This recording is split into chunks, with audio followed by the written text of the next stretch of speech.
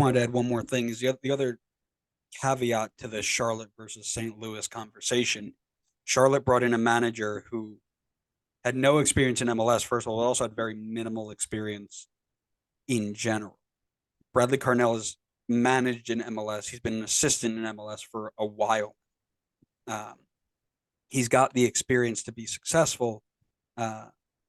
As you know, in both roles, he understands how it works, and he was great for Red Bull personally. You know, he took a team in 2020 that was expected to miss the playoffs, and he got them going just good enough to get in, sneak in.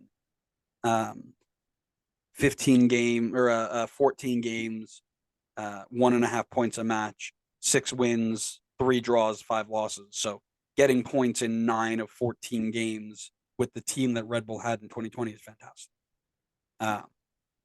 So I think it's really important to remember that the comparison isn't just the players, but it's also the system and the coach that is leading the players.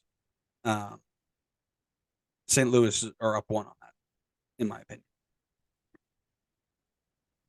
Yeah, that's where I was about to pivot to. I was about to ask you a bit about your experience with Bradley Carnell as your coach temporarily for Red Bull, uh, and whether or not, I mean, do you see similarities in the way that he ran Red Bull is how he's running St. Louis, or does this kind of seem like it's more?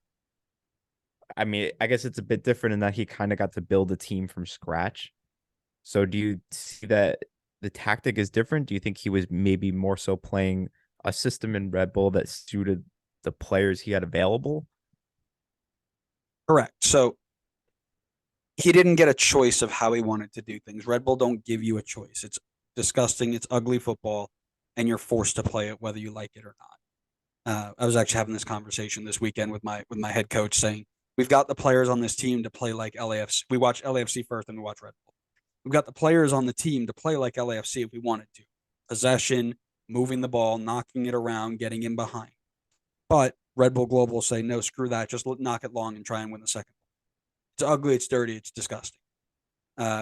In St. Louis, you can see he's taken aspects of that, the high press when he needs to, um, the shape in some sense, but you can see it's definitely one that he is still going to tweak with a little bit. He's still going to work with until he can get it perfect. But I do believe that he is uh, in a better spot here where he gets to decide how things happen. He's been given that free reign, and it's something definitely to keep an eye on of how that comes together.